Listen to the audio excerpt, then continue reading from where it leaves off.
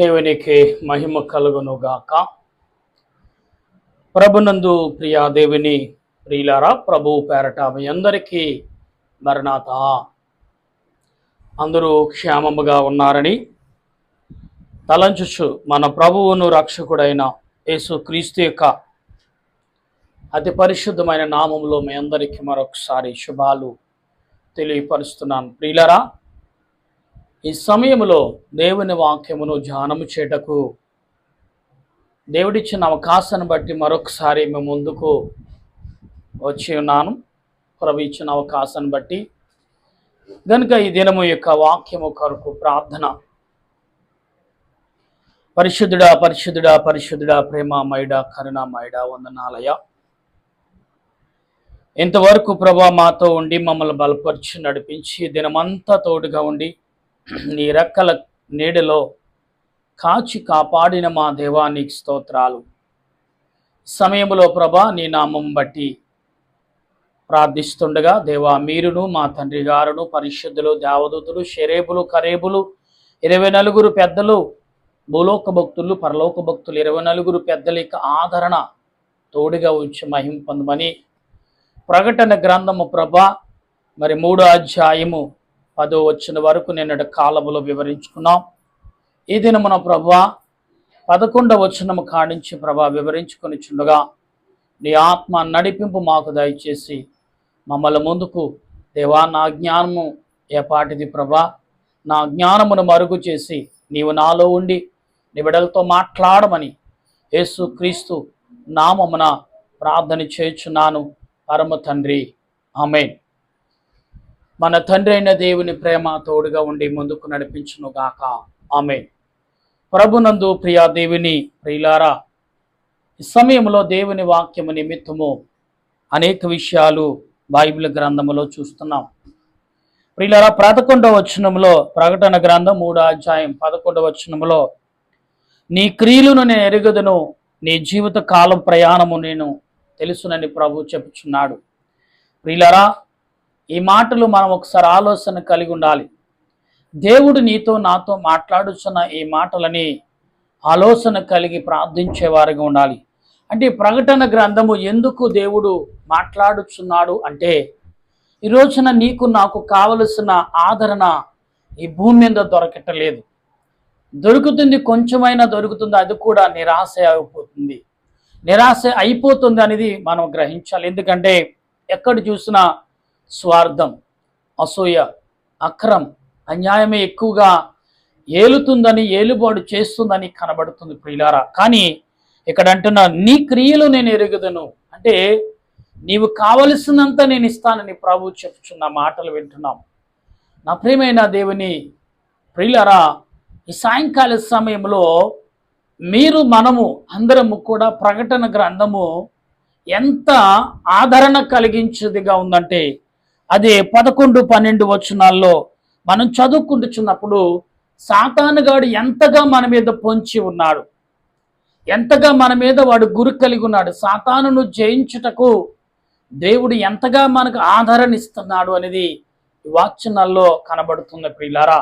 ఈ 11, 12, 13 వచనాల్లో కూడా సాతానును మనం దేవునికి ఆదరణ కలిగి దేవుని కృపచేత నింపబడి దేవుని ఆధారం లేని మనం ఏమీ చేయలేమని రూఢిగా నమ్మాలి. ఎందుకంటే సాతానుగాడు దేవునినే ఎదిరించేవాడిగా ప్రవర్తించాడు. అంటే మ్యాక్సిమం దేవునితో సమానం అనుకుంటున్నాడు వాడు ప్రియులారా, కానీ సమాధానము కాడు అని దేవుడు అంటున్నాడు. చూడండి, ఇక్కడ ఏమంటే ఒక స్త్రీ నిమిత్తం దేవుడు చెప్తున్నాడు. ఈ వచనంలోనే ఎలా చెప్తున్నాడంటే, ఆ స్త్రీ ప్రజలను, మానవులను ఆకర్షించుకుంటుంది. దానికి మారు మనసు ఇచ్చే అవకాశం ఇచ్చినా కూడా అదేం చేయట్లేదు. మారు మనసు పొందకుండా, క్షమాపణకు ఆశపడకుండా ఇంకా కక్షను పెంచుకుంటుంది దేవుని బిడ్డల మీద. అంటే ఈరోజు నీవు నేను నలిగిపోట కారణము సాతానుగాడని మనం గుర్తించాలి.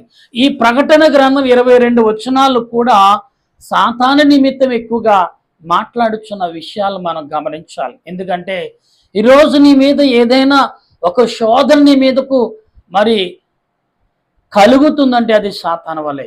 ఇవాళ నీ మనసు ఒక నలతగా ఉందంటే నీ శరీరము ఒక బాధగా ఉందంటే అది కేవలము నువ్వు చేసే క్రియలు, నువ్వు చేసే పనులకు ఆటంకపడుతుంది. ఏదో రకంగా సాధించి జయించి ముందుకెళ్దామంటే ఇల్లే గొల్ది శోధన. అయినా ప్రియులారా, ఈరోజు మనము ఒకసారి గ్రహించాలి, మనలో ఎవరున్నారంటే నిన్ను టచ్ చేయాలంటే సాతానుగాడు ఆలోచించాలి, కానీ నీవు మాత్రం ప్రయాణం సాగించటానికి ఆలోచించక. ఎందుకంటే ఆలోచించక్కర్లేదు, ఎందుకంటే నీతో ఎవరున్నారు? ప్రభువు ఉన్నారు, తండ్రి ఉన్నాడు, దేవదూతలు ఉన్నారు, పరలోకేక సమూహమే ఉందని మనం గమనించాలి. ఈ రోజున మనం చేసే క్రియలు కానీ, మనం చేసే ప్రార్థనలు కానీ, మనం చేసే విజ్ఞాపనలు కానీ ఎంతగా మనుషుల పట్ల ఉన్నవి అనే ఆలోచన కలుగుంటే ప్రియులారా, అనేకమైన విషయాలు, అనేకమైన ఆలోచనలు మనకి తట్టుతూ ఉంటాయి, అనేకమైన క్రియలు మనకు అందించబడుతూనే ఉన్నాయి. కానీ ఈ లోకము ఎంతగా భయపడుతున్నాడు. ఒకడు అంటాడు, వచ్చి ఏమంటాడంటే, నీ బ్రతుకు అయిపోయింది, కురుంగపోకు అన్నాడంటే, నువ్వు అవతల వాడు ఏంట్రా నువ్వు ఇలాగ అయిపోయావు అన్నాడంటే ఖచ్చితంగా మనం ఆలోచన నీ మీద సాతానుగాడి యొక్క ప్రభావము ఉన్నది. ఉండబట్టే నీవేం చేస్తావు, రోజు రోజుకి నువ్వు బాగా ఎలాగవుతున్నాడు, ఎదుగుతున్నప్పుడు సడలంగా ఎల్లుతున్న దారిలో ఎవరైనా మరి గెంటకుండానే కాలు జారి పడ్డావంటే, అందరూ నడిచి వెళ్తున్నారు, నీకు మాత్రం ఎందుకు కాలు జారింది, నీకు మాత్రం ఎందుకు గాయమైందంటే సాతానుగాడు నిన్ను కృంగుపరిచే పని చేస్తున్నాడు. అప్పుడు వెంటనే, ప్రభువా ఇది నీ చిత్తము కాదే, దేవుడు ఏనాడు కూడా నరుడిని శోధించడు, శోధించాడనుకోండి నీకు ఇబ్బందికరము కాకుండా కొన్ని రకాలుగా ఆయన మహిమను చూపించబడుతూ అన్నికి సపోర్ట్ చేస్తూ శోధిస్తాడు. అందుకనే సాతానుగాడు ఇశ్రాయేలు ప్రజలని ఎంతగా శోధించినా కానీ ఇశ్రాయేలు ముందుకు సాగుతూనే ఉన్నారు. నీ జీవితానికి ఎటువంటి డోకా ఉండదు, ఎందుకంటే శరీరంలో బలహీనతలు వస్తాయి చాలా మందికి. ఇంక నేను చనిపోతాను, నా బ్రతుకు లేదు అని మరణానికి చేరు వరకు తీసిపోతాడు సాతానుగాడు. కానీ ఇక్కడ అంటున్నాడు 13వ వచనంలో, నీ క్రియలను అనగా ఆత్మతో చెప్పుచున్న మాటలు సంఘం వినాలంటే, ఈ సమాజానికి దేవుడు చెప్తున్న మాటలు ఏంటంటే ఈరోజు హెచ్చరికలతో కూడిన మాటలు. సాతానుగాడు నీ మీద ఎంతగా ప్రభావం కలిగి ఉన్నాడు, ఎంతగా నీ మీద ప్రభావం చూపిస్తున్నాడు, ఎంతగా వాడు కక్ష కలిగి ఉన్నాడు. ప్రియులారా గమనించండి, వాడి నీ తల వెంట్రుక కూడా కదపలేడు అనే మాటను మీరు గుర్తించండి ఒకసారి. ఎందుకంటే సాతానుగాడి యొక్క అంత శక్తి లేదు, ఎందుకంటే నీ రూపం ఆ దేవుని రూపం, నీ దేహము ఆయన సృష్టించిన దేహం ఈరోజు శోధనకు గురవుతుందంటే సాతానికి అవకాశం ఇచ్చావు. అవకాశం ఎటువంటిది ఒకసారి ఆలోచించు, ఎప్పుడిచ్చా ఆలోచించు. సాతాను ఆదాము ఇదిగో నీవు నాకు తోటికిచ్చిన ఆ స్త్రీ ఇచ్చిన పండునే తిన్నాను అన్నాడు తప్ప, అయ్యా మమ్మల్ని మన్నించు, నేను గాఢ నిద్ర నాకు సాతానుగాడు కలుగజేసి ఆ స్త్రీని మోసం చేసిందంటే నా భార్య అనగా నీవు తోటికిచ్చిన ఆమెను మోసం చేసిందని తప్పు ఒప్పుకోలేకపోయాడు. ఒప్పుకుంటేనే ఆ రోజులు ఏదోను తోటలో సాతాని నానాడే నాశనం చేసేదాడు దేవుడు. కానీ ప్రియులారా ఒక అవకాశం ఇచ్చాడు. అందుకే ఇక్కడ మన బైబిల్ గ్రంథంలో రాయబడుతుంది, ఆ స్త్రీ అనేకుల్లో పరుచుకుని మోహపరచుచు వారిని వారి వైపుకు అయినా అవకాశం ఇచ్చాడంట.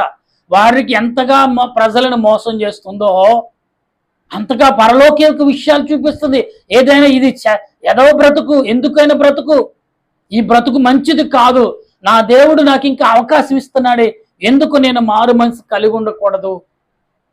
ఇక్కడ మాట గమనించాలి, ఆనాడు ఇశ్రాయేలు ప్రజలు మోసే నడిపించే కొలది అక్కడ వ్యతిరేకమైన మనుషులు కూడా ఉన్నారు. ఎందుకంటే మోసే ఒక్కడికే పేరు వస్తుంది, అందరూ మోసే ఎదుట తలలు వంచి సాష్టాంగ నమస్కారం చేస్తున్నారే, మేము రాజ్య నాయకులుగా ప్రజలకు నాయకులుగా ఉన్నామే, అయితే ఇశ్రాయేలు ప్రజలతో మేము ఏకమై ప్రయాణం చేసి వచ్చేసామే, అయితే మాకెందుకు దొరకట్లేదు అధికారం అని వారు ఊహించుకునే రీతిలో సాతానుగాడు వారు రేగింప చేశాడు.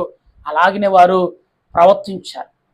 సాతానికి ఎప్పుడైతే లోబడ్డారో వారు లాస్ట్కి ఏమైంది ప్రియులారా, మోషే 40 రాత్రులు 40 పగలు దేవుని యొక్క మరి సందేశమును వింటూ దేవునితో ప్రార్థన చేస్తున్న ఆ సమయంలో ఈ యొక్క మనుషులు ఏం చేశారంటే మోషే అలాగ లేడు కాబట్టి మేమే రండి, మిమ్మల్ని మాత్రం మేము దేవుడి కంటే గొప్పగా, మోషే కంటే గొప్ప స్థాయికి మిమ్మల్ని నిలబెడతామని ఆశ చూపించి వారి దగ్గరంతా బంగారము తెచ్చి ఒక దూడ బొమ్మను చేసి ఇదే మన దేవుడు, ఇక్కడి నుంచి దీనికి ఆరాధన చేద్దాం అనే రీతిలో వారు ప్రవర్తించిన ప్రియులారా, ఎవరైతే ప్రోత్సాహం చేశారో, ఎవరైతే దేవునికి వ్యతిరేకమైన పనులు చేశారో, ఎవరైతే దేవునికి వ్యతిరేకంగా నడుచుకున్నారో, మోసే రాగా చూసి రగిలిపోయాడు మోసే. ఎందుకంటే దేవుని ఆత్మతో నింపబడిన ప్రతి వాడు కూడా అన్యాయం జరుగుతున్నప్పుడు చూసి తట్టుకోలేరు ప్రియులారా. వాటి లోక సంబంధముగా, శరీర సంబంధంగా ఇంతగా చేసిన దేవుడు వీరికి ఆశపోవటలేదే. ఎందుకు ఈ దురాత్మ అనేసి చూడండి, పదాజ్ఞాల యొక్క పలకలు నేల్లేసి కొట్టినప్పుడు వెంటనే భూకంపం వచ్చిందంట. అంత ప్రభావం కలిగిన ఆ పలకలు నేల్లేసి కొట్టినప్పుడు ప్రియులారా, వెంటనే ఎవరైతే ఆ యొక్క క్రియలకు వ్యతిరేకముగా, అంటే దేవునికి వ్యతిరేకంగా మరి చేసిన పనులు వారందరూ కూడా భూమి తెరుచుకుని వారిని మింగివేసును అన్నారు. అంటే ప్రియులారా, దేవుడు చూస్తూ ఊరుకోడండి. దేవుని దాసుడేమో ప్రజలందరూ విజ్ఞాపన చేస్తుంటే, ఈ ప్రజలందరూ దేవుని దాసుడికి వ్యతిరేకమైన పనులు చేస్తే దేవుడు చూస్తూ ఊరుకుంటారా? ఆయన రాత్రనగా పగలనగా నాతో పోరాడి ఆత్మ బలమును, శరీర శక్తిని మీకు తెస్తూ ఉంటే మీరు చేసే క్రియలా ఇవా అంటే ప్రియులారా, వారిలో ఇశ్రాయేలు ప్రజల్లో ఏమంటే ఒక రేగింపు సృష్టించాడు దేవుడు. చూడండి, వారు ఎవరైతే దుర్మార్గులుగా ఉన్నారో వారి చేతులతో వారినే నరికి చంపేశారండి ప్రియులారా. ఎందుకంటే సాతాను గాడు చేసిన క్రియలకు నువ్వు లోబడుతున్నావా, నిజంగా నువ్వు అర్థమవుతే దేవుడు అవకాశం ఇస్తున్నాడు మరొకసారి. అందుకే సంఘము ఆత్మ సంఘముతో చెప్పుచున్న మాట చెవిగలవాడు వినును కాకంటే, మనకి చెవులున్నాయి, గ్రహించుటకు ఆలోచన ఉంది, దేవుడిచ్చిన గొప్ప ఆశీర్వాదం ఇచ్చాడు. అందుకే దావీదు అంటాడు కదా, ప్రభువా నేను పడుకుంటాము నీకు తెలుసు, నేను లెగటము నీకు తెలుసు, నేను నడుచుట నీకు తెలుసు, నేను మాట్లాడి తెలుసు, నా ఆలోచనని నీవు ఎరిగిన దేవుడయ్యా, నీ ఎదుట నేనేమి దాయగలను. రాజు అయిన గొప్ప వ్యక్తే దేవుని ఎదుట సాష్టాంగపడావు. ఈ రోజు నీవు నేను ఇంత ఆశీర్వాదము కలుగునండి. మరి చూడండి, యెషయా గ్రంథంలో భక్తుడు అంటాడు, యెహోవా యందు భయభక్తులు కలిగిన వారి పట్ల దేవుడి సిరి సంపదలు, ఆనందము, సంతోషము, అపవాదికు చోటే ఉండదని సెలవిచ్చిన మాటలు. ఈ రోజున సాతానుగాడు దేవునికి వ్యతిరేకమైన పనులు చేస్తున్నాడు. కానీ దేవుడు అంటున్నాడు, ఒకసారి చూస్తాను, 2 సార్లు చూస్తాను, అంతమాను చూస్తానని అనుకోకు. దేవుడి దగ్గర ఇవాళ చాలా మంది చెప్తున్న మాటలు ఏంటి తెలుసా? మీరు ఇన్ని సంవత్సరాలు పాపం చేశారు కదా, రండి ఒకసారి మీరు దేవుని దగ్గర విశ్వాసం కలిగి బాప్తిజం తీసేసుకోండి, మీ పాపాలన్నీ కడిగి వేస్తాడు. ఎలా మనుషులు చెప్తారు, వారు పశ్చాత్తాపడాలి. ఒక బోధకుడు చెప్తే కాదు, వారి అంతరాత్మకు వారి పశ్చాత్తాపడినప్పుడు దేవుడు ఖచ్చితంగా మరి బోధకుడు చెప్పినట్లే దేవుడు చేస్తాడు. ఈ రోజున మనం వింటున్నాము, వాక్యాన్ని చదువుతున్నాం, కానీ దాని లోటు భావాలను తెలుసుకోలేని పరిస్థితులు ఉన్నాం. ఎందుకంటే ఇలా అరిచేతులు అన్నీ ఉన్నాయి. అరిచేతులు కష్టం పడకుండా డబ్బు సంపాదించాలి, కష్టపడకుండా పేరు సంపాదించాలి. ఏమంటే కష్టం విలువ తెలుసుకోకుండా నేను గొప్ప పేరును, గొప్ప ధనమును, గొప్ప ఐశ్వర్యవంతుడు అవ్వాలనుకుంటున్నారు. ప్రియులారా, చూడండి, దేన్ని అయితే ఆశపడుతున్నావో ఒకవేళ కలిగి ఉండొచ్చు, కానీ తర్వాత అది నిన్ను నాశనం చేస్తుంది. ఎందుకంటే డబ్బు ఎక్కువ అయ్యగలిది మనిషికి ఏమొస్తుంది? శోధన పెరిగిపోతుంది. జ్ఞానం ఎక్కువయ్యగలది మనిషికి అహంకారం పెరిగిపోతుంది. మనిషికి పేరు ఎక్కువయ్యగలది మనిషిలో అసూయ పెరిగిపోతుంది. ప్రియులారా, గమనించండి, ఇవన్నీ కూడా సాతానుగాడు చేసే పనులు. ఈరోజు నీవు నేను మాట్లాడుచున్న పనులు కానీ, మాట్లాడుచున్న మాటలు కానీ, చేస్తున్న పనులు కానీ ఒకసారి ఆలోచిద్దాం. ఈ ప్రకటన గ్రంథములో ఈ 3 వచనాలు, ఈ 4 వచనాలు ప్రకటిస్తున్న మాట, మరి ఇక 14, 13 వచనం చలవిచ్చిన మాటలు ఆత్మ సంఘముతో చెప్తుందంట. చెవిగలవాడు ఖచ్చితంగా వినాలి. ఆత్మ ఎవరితో అయితే? మనుషులతో చెప్తుంది. ఆత్మ అంటే ప్రాణము. నీలో ఉన్న ప్రాణము నిన్ను గర్దిస్తుంది, నిన్ను బాగు చేయాలని చూస్తుంది, నిన్ను భద్రపరచాలని చూస్తుంది, నిన్ను తండ్రి దగ్గర చాలా చేర్చాలని చూస్తుంది. అందుకే ఆత్మ చెప్పుచున్న మాటలు చెవగలవాడు వినును కాకంటే నీ వినాలి, ఆత్మ గ్రహించాలి. అప్పుడే నువ్వు పరలోక వారసుడిగా ఉండగలవు. లేనప్పుడు ఈ లోకంలో ఎంత సంపాదించుకున్నా ఏం చేస్తాం? చాలామంది ప్రియులారా మరి చాలా భయంకరంగా మరణాలు చూస్తున్నాం. చూడండి, తమిళనాడులో సుమారు 40 మందిగానే మద్యము తాగి చనిపోయినట్టుగా మనం చూస్తున్నాం. వారి కుటుంబాల్లో వేదన. ఇది రాజకీయవేత్తలు చేసిన ఎవరు చేసినా కానీ అమాయకమైన ప్రజలు ఏమైపోయారు? సాతానిక ఆలోచనకు బలైపోతున్నారు. ఈ రోజున అదే జరుగుతుంది. దేశాల్లో యుద్ధాలు జరుగుతున్నాయి. అయినా ఒకరి నుంచి ఒకరు ప్రియులారా అభివృద్ధి ఎంతగా వేగముగా వెళుతుందో పాపము అంతగానే నీ మీదకు వస్తుంది.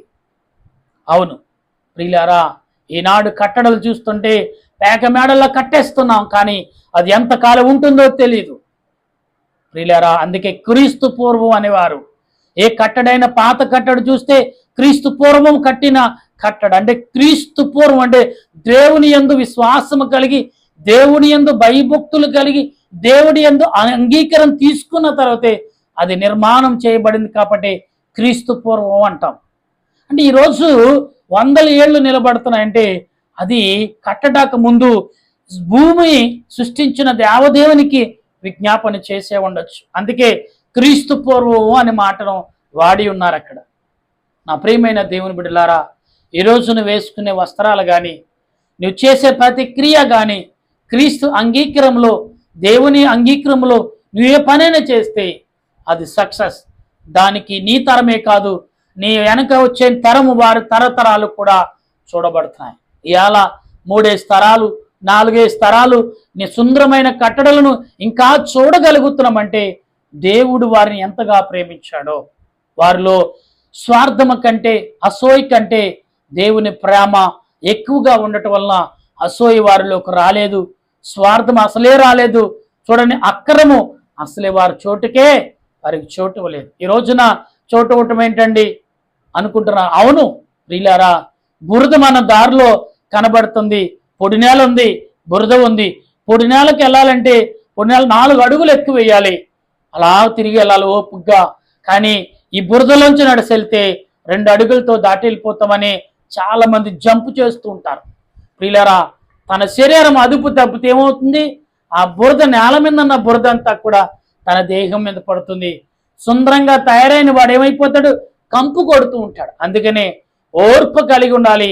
ఎంత జాగ్రత్తగా నడవాలో, ఎంత జాగ్రత్తగా మాట్లాడాలో, ఎంత జాగ్రత్తగా ప్రయాణం చేయాలో, ఎంత జాగ్రత్తగా మనం ఆలోచించాలో ఇవన్నీ కూడా ప్రభు ఈ కడవరి కాలంలో ఈరోజు నీకు నాకు సెలవిస్తున్నాడు. సాతానుగాడు పొంచి ఉన్నాడని చెప్తున్నాడు ప్రభు. సాతానుగాడు నీ ముందు పొంచి ఉన్నాడు, కుమార్తె కుమారుడా, నీ ఎదుట వాడు నిలిచి ఉన్నాడు, జాగ్రత్త అని చెప్తున్నాడు. ఈ రోజున ఈ ప్రకటన గ్రంథంలో మాటలు మనం వింటున్నామే. ఈ ప్రకటన గ్రంథం అంటే ఏంటంటే మనకు రాబోయే కాలమే సూచన జీవితం. ఒకవేళ మనం ఉండొచ్చు ఉండకపోవచ్చు, కానీ మన పిల్లలకైనా ఉగ్గు పాలు పోసినట్టుగా మన దేవుని మాటలు పోసిన నాడు, లేదా అప్పగించిన నాడు, వారికి అప్లై చేసిన నాడు వారి జీవితాలు సాతానుగాడు ప్రవేశించడు. చిన్న ఎగ్జాంపుల్ చెప్తున్నాను ప్రియులారా. చూడండి, మరి నారు పోయాలంటే చిన్న మడిగా చేసి ఆ మడినంతను మెత్తగా చేసి రైతు ఎక్కడ గడ్డి కానీ, రాళ్ళు కానీ, చెత్త కానీ ఏమీ లేకుండా చూసి మరి గింజలు జల్లుతాడు.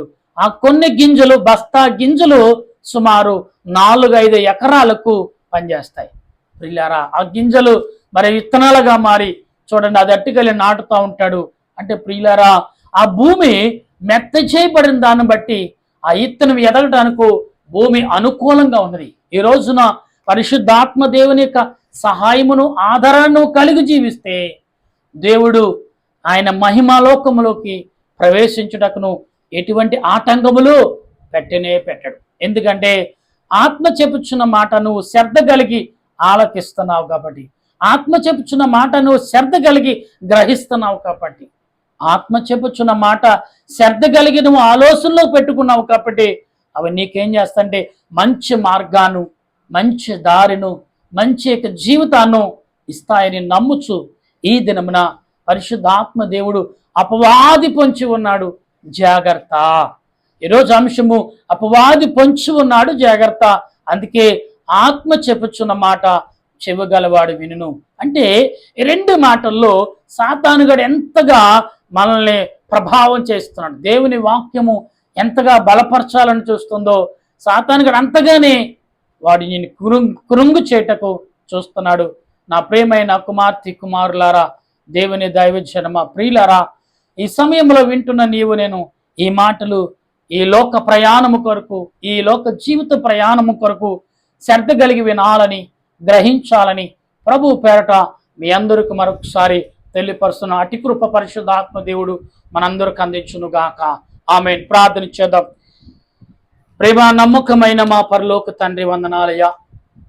ఇంతవరకు ప్రభా పొంచి ఉన్న సాతానును జయించుటకు ప్రభా ఇదిగో ఆత్మతో చెప్పుచున్న మాట చెవుగలవాడు వినును గాక.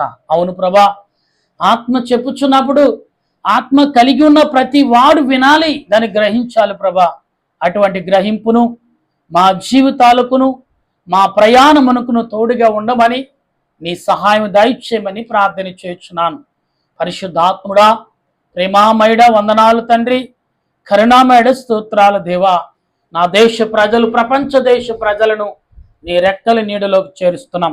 ఎందుకంటే అందరూ నీ ఆత్మతో నింపబడిన వారే, అందరూ నీ రూపము కలిగిన వారమే, అందరూ నీ జ్ఞానముతో నింపబడిన వారమే, అందరూ నీ యొక్క శక్తితో బలమును పొందుకున్న వారమే. అయినను సాతానుగాడు మమ్మల్ని శోధిస్తూనే ఉన్నాడు ప్రభా. వాడి శోధలోండి విడిపించి ప్రభా విడుదల పొందగల అవకాశం అనేక మార్లు ఇస్తున్నా కానీ దాన్ని గ్రహించలేగా ఉన్నాం. అందుకే అంటున్నాం, ఆత్మతో చెప్పుచున్న మాటలు చెవుగల హృదయం కలిగిన వాడు ప్రతి వాడు వినాలనేదే నీ ఉద్దేశం ప్రభా. అటువంటి ఉద్దేశం నేనే కాదు, నా దేశ ప్రజలు, నా 150 కోట్ల ప్రజలు ప్రభా, వీరందరూ వినాలి. అందరూ నశించిపోకుండా నీ రెక్కల నీడలో రక్షించబడినట్లు నీ రాకడి సమీప కాలంలో ఉన్నామని గ్రహించుచు ప్రభా. సేవకులేమి, పరిచారికులేమి తండ్రి, బలహీనత కలుగుతూ ఉన్న ఎవరైతే ఈ సమయంలో మొరపెడుతున్నారో ప్రభా, నా జీవితం ఇంతేనా, నా బ్రతుకు ఇంతేనా, నా బ్రతుకు మార్పు లేదని అనుకుంటున్నారో, ఏ గ్రామంలో జరుగుతున్న మాటలు వింటున్నావో, ఏ గ్రామంలో మొరపెడుతున్నా, ఇంటిలో మొరపెడుతున్నారో, ఏ దేశంలో ఇలాంటి మొర వినపడుతుందో ప్రభా, ఒక్కరు ప్రార్థనని విని దేవా, ఆనాడు ప్రభా ఎందరో ప్రార్థన విన్నాం. ఒక్కడే ఏలియా ప్రార్థన చేస్తున్నప్పుడు దేవా ఆకలిగున్న ప్రజలకు ఆకలి తీర్చిన దేవుడువు నాయనా. ఇదిగో దేవా, ఒక్కడే మోషే ప్రార్థన చేసినప్పుడు ప్రభా సముద్రం 2 పాయలుగా చీల్చిన దేవుడువు. ఒక్కడే మోషే ప్రార్థన చేసినప్పుడు నాయన 6 లక్షల ప్రజలకు మన్నాను కురిపించిన దేవా. ఇదిగో దీనుడైన మేము మా కుటుంబాల కొరకు, మా బిడ్డల కొరకు, మా దేశ ప్రజల కొరకు, మా నాయకుల కొరకు, మా నాయకులు పరిపాలకుల కొరకు మేము ప్రార్థిస్తున్నాం దేవా. వారికి ఆరోగ్యము, మంచి ఆలోచన, సాతాను శక్తిని, స్వార్థము, అసూయత, నాయన కక్ష, కార్యుడియాలు లేకుండా ప్రభా నాయన ప్రతి వారు శాంతి సమాధానముతో ఉండగల కృపను నీ ఆత్మ ద్వారా కలగచేయమని, ఎందుకంటే నువ్వు అనుగ్రహిస్తే వారి ఖచ్చితంగా మార్పు చెందుతారు. నీ కృపతో వారు బలపడతారు, నీ మహిమతో నింపబడతారు ప్రభా. ప్రతి వారికి నీ ఆత్మ నడిపింపు దయచేసి మహిమ పొందమని ప్రభా. ప్రాణ విలువ ఎంత గొప్పదో, దాని ఆత్మ విలువ ఎంత శక్తి గలదో గ్రహించే మనసును నా దేశ ప్రజలకు, ప్రపంచ దేశ ప్రజలకు కలగచేయమని ఆత్మరూపుడైన రక్షణకర్త అయిన శ్రీ యేసు క్రీస్తు నామమున అడిగి బ్రతిమాలుచున్నాను మా పరమ తండ్రి, ఆమేన్. మన తండ్రి అయిన దేవుని ప్రేమ, దేవాతు దేవుని కృప, పరిశుద్ధాత్మిక అనేక జీవితం ఇప్పుడు ఎల్లప్పుడూ సదా తోడుగా ఉండి ఆయన రాకడకు సిద్ధపరచును గాక. ఆమేన్, ఆమేన్, ఆమేన్. అందరికీ వందనాలు. మరణాతా.